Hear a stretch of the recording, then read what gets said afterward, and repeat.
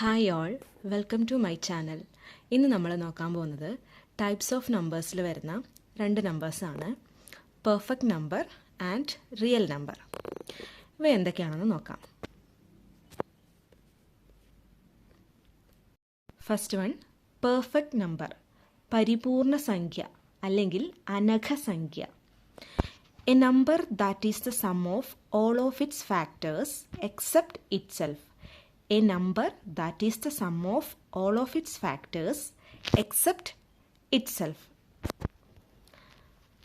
ഒരു സംഖ്യയുടെ ഘടകങ്ങൾ എടുത്താൽ ആ സംഖ്യ ഒഴിച്ച് ബാക്കി വരുന്ന സംഖ്യകൾ തമ്മിൽ കൂട്ടിയാൽ ആ സംഖ്യ കിട്ടും. ഇത്തരം സംഖ്യയെ പരിപൂർണ സംഖ്യ എന്ന് പറയുന്നു. അതായത് ഒരു സംഖ്യയുടെ ഘടകങ്ങൾ എടുത്താൽ ആ സംഖ്യ ഒഴിച്ച് ബാക്കി വരുന്ന സംഖ്യകൾ തമ്മിൽ കൂട്ടിയാൽ ആ സംഖ്യ കിട്ടും.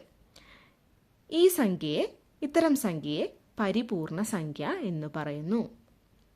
അതിൻ്റെ എക്സാമ്പിളാണ് ഏതൊക്കെയാ?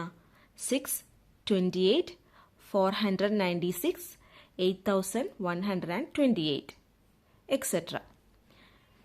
ഇനി ഇതെന്താണെന്ന് നമുക്ക് നോക്കാം. നമുക്കൊരു സംഖ്യ എടുത്ത് നോക്കാം. ഇവിടെ 6 എടുത്തിട്ടുണ്ട്. ഇനി 6 ഒരു പരിപൂർണ സംഖ്യ ആണോ എന്ന് എങ്ങനെ നോക്കാം? നമ്മളിവിടെ ഒരു സംഖ്യ എടുത്തു, 6 എന്ന് പറയുന്ന സംഖ്യ എടുത്തു. ഇനി ആ 6ൻ്റെ ഘടകങ്ങൾ ഏതൊക്കെയാണെന്ന് കണ്ടുപിടിക്കണം. ഫാക്ടേഴ്സ് ഏതൊക്കെയാണ് 6ൻ്റെ ഫാക്ടേഴ്സ്? 1, 2, 3, 6. അതിനുശേഷം ഘടകങ്ങളിൽ ആ സംഖ്യ ഒഴിച്ച്, ആ സംഖ്യ എന്ന് പറയുന്നത് ഏതാണ്? 6 തന്നെ.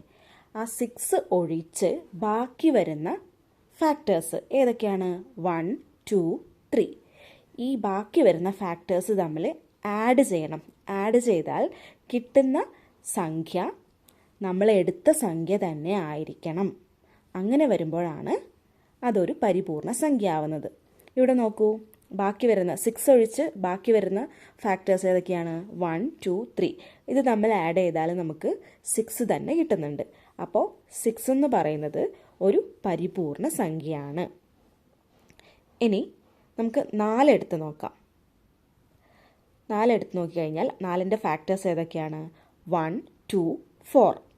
3 ഫാക്ടേഴ്സാണ് 4നുള്ളത്.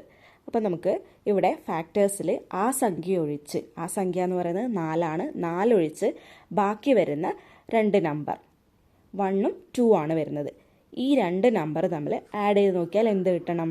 നമുക്ക് ആ സംഖ്യ തന്നെ കിട്ടണം. അതായത് 4 തന്നെ കിട്ടണം. ഇവിടെ 4 കിട്ടുന്നുണ്ടോ? ഇല്ല. 1 + 2 എന്ന് പറയുന്നത് 3 ആണ്. അപ്പോൾ 4 എന്ന് പറയുന്നത് ഒരു പരിപൂർണ സംഖ്യ അല്ല. നമുക്ക് അടുത്തൊരു എക്സാമ്പിൾ നോക്കാം. 28. നമ്മൾ 28 എടുത്തു കഴിഞ്ഞാൽ അതിൻ്റെ ഫാക്ടേഴ്സ് വരുന്നത് 1, 2, 4, 7, 14, 28. ഇവിടെ ഫാക്ടേഴ്സിൽ ആ സംഖ്യ ഒഴിച്ച്, അതായത് 28 ഒഴിച്ച് ബാക്കി വരുന്ന സംഖ്യകൾ തമ്മിൽ ആഡ് ചെയ്ത് നോക്കിയാൽ എന്ത് കിട്ടണം? 28. ഇവിടെ 28 കിട്ടുന്നുണ്ട്. അതുകൊണ്ട് തന്നെ 28 എന്ന് പറയുന്നത് ഒരു പരിപൂർണ സംഖ്യയാണ്. അപ്പോൾ ഇത്രയേ ഉള്ളൂ പരിപൂർണ സംഖ്യ എന്ന് പറയുന്നത്. എന്താണ്? ഒരു സംഖ്യയുടെ ഘടകങ്ങൾ എടുത്താൽ ആ സംഖ്യ ഒഴിച്ച് ബാക്കി വരുന്ന സംഖ്യകൾ തമ്മിൽ കൂട്ടിയാൽ ആ സംഖ്യ തന്നെ കിട്ടും. ഇത്തരം സംഖ്യയാണ് പരിപൂർണ സംഖ്യ എന്ന് പറയുന്നത്. പരിപൂർണ സംഖ്യയ്ക്ക് എക്സാമ്പിളാണ് 6, 28. പിന്നെ 28 കഴിഞ്ഞിട്ട് വരുന്നത് 496 ആണ്. അടുത്തത് വരുന്നത് 8128 എക്സെട്ര. അപ്പോൾ ഇത്രയാണ് പെർഫെക്റ്റ് നമ്പർ. അടുത്തത് റിയൽ നമ്പർ, രേഖീയ സംഖ്യ. The number that can be represented on the number line are called real number. The number that can be represented on the number line are called real number. They include both rational and irrational numbers. അതായത് ഒരു രേഖയിൽ അടയാളപ്പെടുത്താൻ കഴിയുന്ന എല്ലാ സംഖ്യകളെയും രേഖീയ സംഖ്യകൾ എന്ന് പറയാം.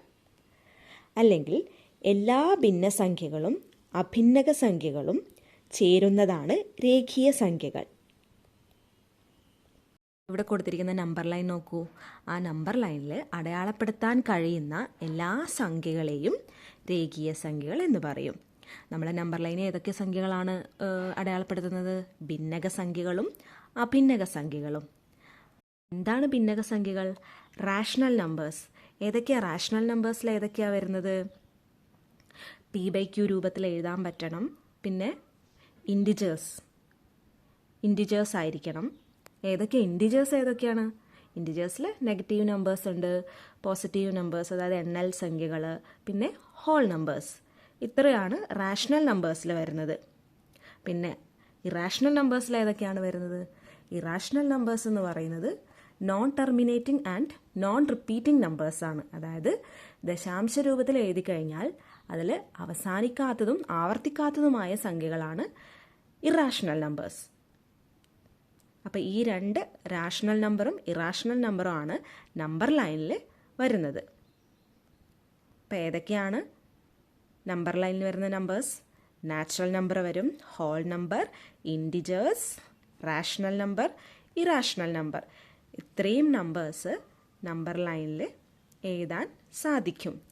ഈ നമ്പർ ലൈനിൽ എഴുതാൻ സാധിക്കുന്ന നമ്പേഴ്സിനെ മൊത്തമായിട്ട് പറയുന്നതാണ് റിയൽ നമ്പേഴ്സ്, അതായത് രേഖീയ സംഖ്യകൾ. ഇവിടെ നോക്കൂ, നമ്പർ ലൈനിൽ നമ്മൾ റാഷണൽ നമ്പറും ഒക്കെ എഴുതിയിട്ടുണ്ട്. ഇതിനെയാണ് രേഖീയ സംഖ്യകൾ അഥവാ റിയൽ നമ്പേഴ്സ് എന്ന് പറയുന്നത്. Thank you.